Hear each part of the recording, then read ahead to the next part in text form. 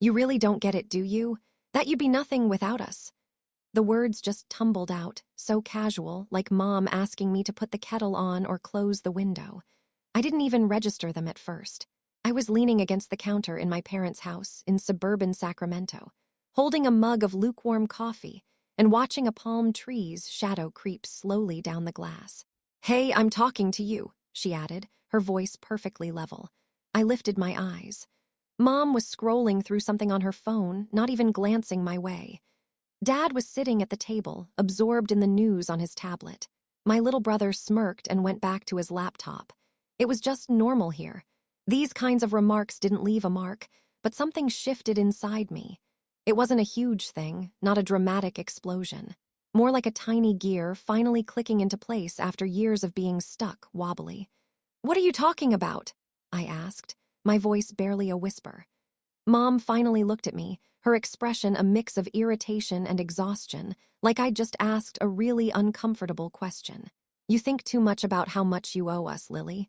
We gave you a roof, an education, support, and you act like we owe you something when really it's the other way around." I nodded, automatically. It was my default reaction. Just agree to get the conversation over with. I was 25. Living alone for almost 2 years in a tiny apartment, working as a logistics analyst. But the moment I stepped over the threshold of this house, and it was always the same, I transformed back into quiet Lily.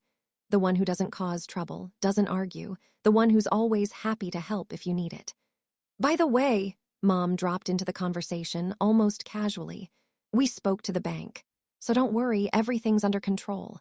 I froze. "Which bank?" She waved her hand dismissively. "I'll explain later, not now." And she went back to her phone. That's when I didn't realize that that sentence, "we spoke to the bank," would be the beginning of the hardest and most important period of my life. That in a few days, I'd be sitting on the floor of my apartment, clutching my phone, and understanding that the boundaries I'd never been able to set had been erased completely. I finished my cold coffee, rinsed out the mug, and walked out silently. No one noticed, as always, but for the first time in my life, I didn't feel the usual wave of guilt. Just a strange, unsettling feeling like something had already shifted, and there was no going back. The days that followed were ordinary, almost peaceful, the kind you cling to when you don't want to think. I went for interviews. 2 offices downtown, glass and air conditioning, the same predictable questions about strengths and teamwork.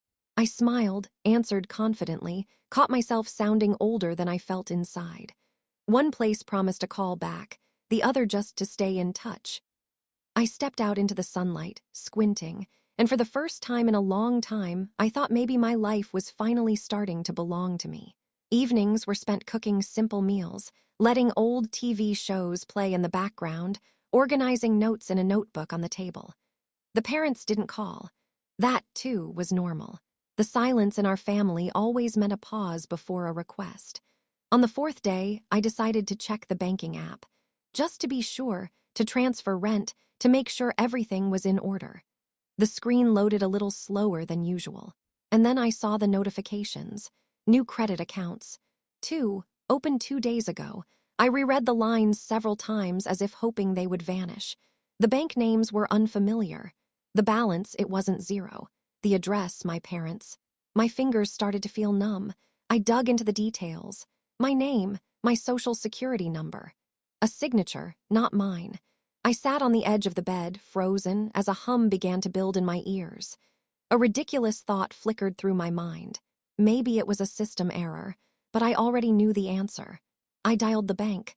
The conversation was polite and brief, too brief for what was happening. "The accounts were opened in person," the representative said.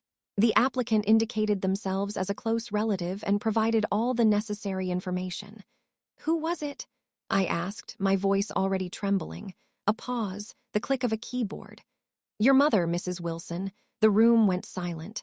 I thanked her, hung up the phone, and stared at the wall for several minutes. Then I picked up my phone again. She answered almost immediately, as if she'd been waiting. "Lily, if you're calling about these accounts," she said without preamble, "let's not have a fit." My heart was pounding so hard I thought it could be heard through the phone. "Why did you forge my signature and open accounts in my name?" She sighed, dramatically. "We're family. It was temporary. Do you understand that this is illegal?" My voice dropped, getting firmer. "Oh, don't start," she interrupted. "You'll manage, you have a good job, and we needed it badly." This is the beginning of my story. A story where, for the first time, I wasn't going to be silent. "Urgent," I repeated, my voice tight. "2 days ago," my mother smiled, and the sound of it hit me harder than any shouted accusation. It wasn't anger exactly, but a brittle, unsettling satisfaction. "Don't make a scene. We've always done things this way. You've never been against helping, have you?" I gripped the phone until my knuckles were white. "Helping is when I ask. You stole my identity." There was a silence on the other end, heavy and cold. Then her voice, stripped of warmth, became deliberate. "Watch your words, you're speaking to your mother." I squeezed my eyes shut. Images flooded back 16, working late shifts, sending money for little things, taking out student loans because things were tight at home. It all lined up, a neat, inescapable chain, and the end of that chain was right here. "I've already called the bank," I said, my voice flat. "They confirmed it was you." "And what?" she snapped. "Are you going to press charges against us, against your family?" Something inside me just shattered. A silent, irreversible fracture. "I'm going to protect myself." She laughed, a short, brittle sound. "You're ungrateful. We gave you everything, and you took everything you could." I cut her off, the words sharper than I'd intended. I hit end call and, for the first time in my life, didn't redial. Minutes later, the messages started rolling in. One after another, relentless. "You'll regret this, you'll ruin everything. We were counting on you." I switched the phone off and sat at the table, my hands trembling. But the confusion was gone, replaced by a startling clarity. I dialed the bank again, then another. Then I navigated to the Federal Consumer Protection website and started filling out the form for identity theft. Each blank field felt like a breath. Each checkmark, a small step back into myself. The next day, the detective called. He identified himself briefly, efficiently, without a single unnecessary word. He said the situation was serious, but that no one wanted to make it a drama. It was a matter of investigation, of consequences, of a meeting. "There's one condition," he added. "We'll need to verify the use of the funds. Best done on location." "Where?" I asked. He gave me a date and a reason. My younger sister's birthday. I hung up the phone and stared out the window. Life moved on outside, a normal, indifferent stream of people rushing, laughing, arguing, none of them aware of the hollowness growing inside me, the absence of fear. Just a decision. The remaining days stretched strangely, as if time itself had decided to slow down, granting me the space to acclimatize to this new version of myself. I was still Lily Wilson, quiet, meticulous, unremarkable. But within me, something hard had taken root, like a bone, around which my thoughts now coalesced. I continued to attend interviews. In one place, they even offered me a verbal agreement, a probationary period, nothing extravagant but honestly earned. I signed the papers with a trembling hand and stepped out of the office, feeling for the first time that the ground beneath my feet hadn't entirely vanished. Meanwhile, the investigation progressed. The detective called nearly every day seeking details, requesting confirmations, sending over documents. I learned, with a chilling clarity, how easily my name could be transformed into a tool. Signatures, copies of old documents, family access. All the things that once seemed like trust now revealed themselves as vulnerabilities. The nights were the hardest. I'd wake from fragmented dreams, again hearing my mother's voice. "You'll manage, you know." Sometimes a sticky guilt would envelop me, insistent and inescapable. But each time she rose, I'd open a bank statement or a list of transactions, and the feeling would recede. By the day before my sister's birthday, the detective called again. "We'll only be there briefly," he said. "No handcuffs, no theatrics. We need to document the fact and make it clear this won't be swept under the rug." "What if they deny it?" I asked. "Then we have the evidence. And you," he replied calmly. I hung up the phone and for the first time considered what would come after. Not for them, for myself. Could I ever return home without feeling that hollow ache? Or did freedom always begin with silence?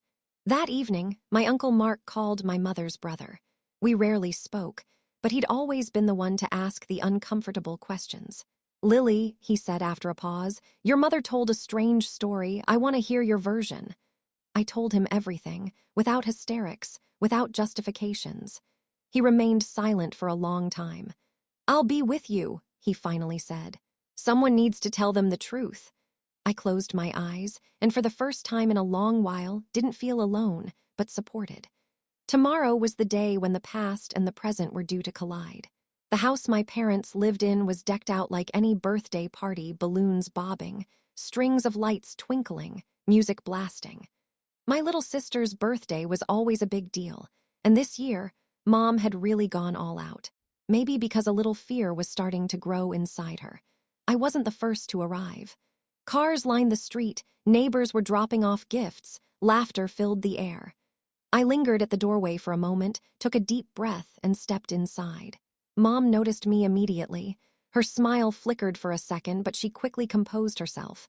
"You made it then," she said, almost as if doing me a favor. "I promised," I replied calmly. A few minutes later, Uncle Mark showed up. Tall, in a simple shirt, without any pretense of seriousness, but with that particular look on his face that meant he wasn't there for the party. He gave me a quick hug and murmured, "Everything will be all right, whatever happens."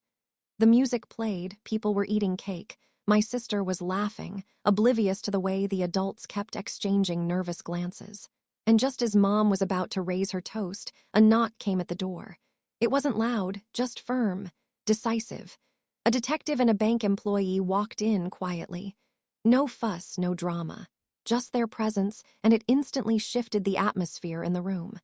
"Mrs. Wilson," the detective said, his voice even. "We're here to verify details regarding a matter of financial impropriety." Mom went pale. "It's a misunderstanding," she began. "We'll sort things out in the family." "That's precisely the problem," Uncle Mark interjected. "You've been sorting things out at Lil's expense for far too long." The room went silent. Guests shifted uncomfortably, avoiding eye contact. My dad sat motionless, his shoulders slumped, the first time he hadn't tried to defend himself. The detective laid out the facts. Without accusations, without shouting. Identity theft. A signature. 2 days. Money spent without consent. "We're not talking about prison," he said. "We're talking about civil liability, restitution, a formal admission of error, and financial restrictions." Mom looked at me as if she were seeing me for the first time. "You really did this," she whispered, her voice barely audible. "You were the first," I said. "I just stopped being silent." The fallout wasn't devastating, but it was undeniable. The bank demanded that my parents repay the money, froze their access to loans for several years. All financial transactions were now monitored. Their reputation, especially within their social circle, had taken a serious hit. But the most significant thing happened within our family. For the first time, they couldn't deny that I did it. Months passed. I moved to a new apartment, closer to my work. I started a new job, slowly and deliberately building a life free from the constant fear of being found out. I changed my number, leaving it only for those who truly wanted to be there. Mom started writing to me sometimes. Short messages, cautious, without demands. I didn't know if she'd ever forgive me, but I knew for certain that justice wasn't about revenge. It was about choosing yourself, about refusing to let anyone diminish your name. And from that point on, my life finally became truly my own.